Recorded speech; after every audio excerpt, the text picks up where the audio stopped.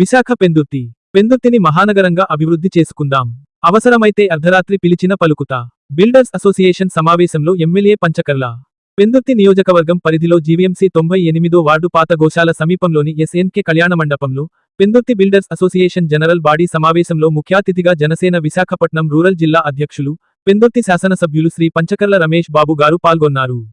ఈ సందర్భంగా అసోసియేషన్ సభ్యులు రమేష్ బాబు గారిని ఘనంగా సత్కరించి, మెమెంటో అందజేసి తమ కష్టాలను ఎమ్మెల్యేకు వివరించారు. ముఖ్యంగా పెందుర్తి ప్రాంతాన్ని జీవీఎంసీ, బీఎంఆర్డీఏ ఇంకా వెనుకబడిన ప్రాంతంగానే ఉంచి భవన నిర్మాణదారుల నుండి 14% అభివృద్ధి నిధులు వసూలు చేస్తున్నారని, దీనిపై దృష్టి సారించి ఈ సమస్యను పరిష్కరిస్తే అటు కొనుగోలుదారులకు, ఇటు భవన నిర్మాణదారులకు ప్రయోజనకరంగా ఉంటుందని ఎమ్మెల్యేకు వివరించారు. ఈ సందర్భంగా రమేష్ బాబు మాట్లాడుతూ ఈ సమస్యను వీఎంఆర్డీఏ కమిషనర్, జీవీఎంసీ కమిషనర్తో పాటు మంత్రి నారాయణ దృష్టికి తీసుకెళ్లి పరిష్కరిస్తానని బిల్డర్స్కు హామీ ఇచ్చారు. అలాగే పెందుర్తి సిటీని మహానగరంగా అభివృద్ధి చేయడానికి కృషి చేయాలని వారికి పిలుపునిచ్చారు. గత 2 ఏళ్లలో 590 కోట్లు నిధులు తెచ్చి అన్ని రంగాల అభివృద్ధి చేసినట్లు తెలియజేశారు. అలాగే ఎవరికి ఏ అవసరం వచ్చినా అర్ధరాత్రి వేళైనా సంప్రదించవచ్చునని స్పష్టం చేశారు. అన్ని ప్రాంతాలను అభివృద్ధి చేస్తామని హామీ ఇచ్చారు. అలాగే నాణ్యమైన నిర్మాణాలు చేపట్టి ప్రజల మన్నన పొందాలని భవన నిర్మాణదారులకు సూచించారు. తాను చేపట్టిన అభివృద్ధి కార్యక్రమాలు నచ్చినట్లయితే వచ్చే ఎన్నికల్లో మద్దతు ఇవ్వాలని విజ్ఞప్తి చేశారు.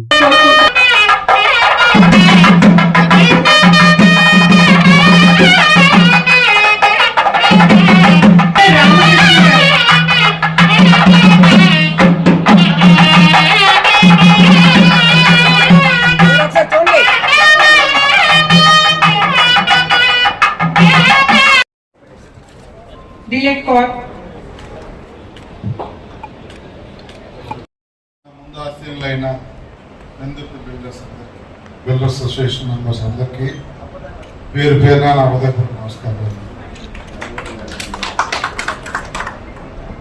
నూతనంగా 2 నెలల క్రితం ఎన్నికైన ఈ కార్యవర్గానికి కూడా నా స్ఫూర్తిగా అభినందనలు. ఏ పదవైనా అది బాధ్యత. పదవి అనేది మనల్ని పెంచడంతో పాటు మన బాధ్యతలు కూడా పెంచుతారు. ఎప్పటికప్పుడు కొత్తగా వచ్చిన వాళ్ళు పాత వాళ్ళకన్నా బెటర్గా చేసాం, బెటర్ సర్వీస్ ఇచ్చామని చెప్పి అనిపించుకుంటేనే 10 కాలాల పాటు అసోసియేషన్ మనగలుగుతుంది. అలా పనిచేయాలని చెప్పి మనస్ఫూర్తిగా కోరుతూ, గతంలో బిల్డర్స్ అంటే మంచి క్రీమ్ ఉండేది. ఇప్పుడు ఎలా ఉందంటే, నేను పోర్ట్ కాంట్రాక్టర్గా చెప్తున్నాను, ఎవరికైనా పగుంటే సెకండ్ హ్యాండ్ లారీ కొని ఇవ్వండి అనేవాళ్ళు. ఇప్పుడు ఎవరి మీద కోపం ఉంటే బిల్డర్లు చేయండి అనే పరిస్థితి వరకు వచ్చేసింది. ఎందుకంటే సైట్ వాల్యూస్ విపరీతంగా పెరిగిపోతా ఉన్నాయి, మెటీరియల్ వాల్యూస్ పెరిగిపోతా ఉన్నాయి. కొనుగోలుదారులకి ఈ మా ప్రాంతం లాంటి చోట సిటీతో పోటీ పడి రేట్లు పెరగవు. ఎందుకంటే ఇక్కడ ఎవరైనా కొనుక్కోవాలి అంటే తక్కువ వస్తుందన్న ఒక ఆలోచనతో అయితేనే ఇక్కడికి రాగలరు. కాబట్టి అందుకని అందరు బిల్డర్స్ పరిస్థితి ఒకలాగా ఉంటే పెందుర్తి బిల్డర్స్ పరిస్థితి అయితే ఇంకా మరి కాస్త ఇబ్బందిగా ఉందనేది నా తాలూకు ఆలోచన. ఇది కాకుండా మీ దగ్గర ఏమన్నా క్రీమ్ ఉంటే నాకేం తెలియదు, కానీ నా తాలూకు ఆలోచన అయితే ఇది. అందుకే నేను ఎప్పుడు కూడా నా స్టాఫ్కి కానీ మా నాయకులకు కానీ నేను అందరికీ చెప్తా ఉంటాను. ఈ వేదిక ద్వారా నేను మళ్ళీ మీకు చెప్తా ఉన్నాను, మా పేరు చెప్పి మీ దగ్గరికి ఎవరైనా ఏదైనా అడగడానికి వస్తే పొరపాటును కూడా మెరిసి ఇవ్వకపోగా మీకు ఏదైనా ఇబ్బంది పెట్టిన వాళ్ళు ఎవరైనా ఉంటే నా దృష్టికి తీసుకురండి. నేను ఎప్పుడు కూడా నా 15 సంవత్సరాల్లో 3 సార్లు ఎమ్మెల్యేని, మధ్యలో 5 సంవత్సరాలు ఖాళీగా ఉన్నప్పుడు కూడా ఎప్పుడు కూడా నా పరపతిని నేను ఎప్పుడూ మిస్టేక్ చేయలేదు. భవిష్యత్తులో కూడా చేసేది ఉండదు.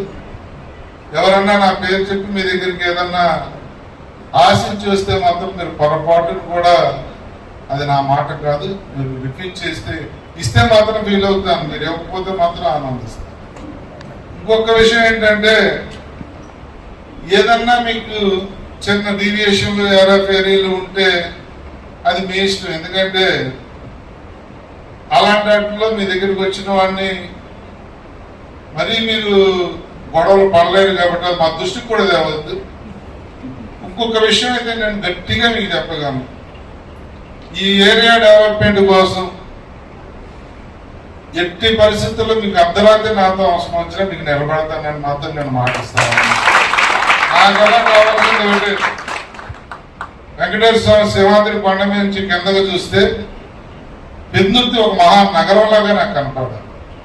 ఆ విధంగా మీరందరూ కూడా బిల్డింగ్లు కట్టాలి, అపార్ట్మెంట్లు కట్టాలి, లేఅవుట్ చేయించాలి, ఒక మహానగరంలాగా పెందుర్తి డెవలప్ అయ్యే విధంగా మీరు తీర్చిదిద్దితే మీకు అన్ని రకాల సదుపాయాలు, మీరు ఎంత మారుమూల మీరు అపార్ట్మెంట్ కట్టినా దానికి రోడ్డు వేయించే బాధ్యత నాది. మీ అందరికీ నేను మాటిస్తా ఉన్నాను. దగ్గర ఈ 2 సంవత్సరాల్లో డబ్బులు లేని ప్రభుత్వంలో మేము అధికారంలోకి వచ్చేసరికి ఖాళీ ఖజానాతో అధికారంలోకి వచ్చిన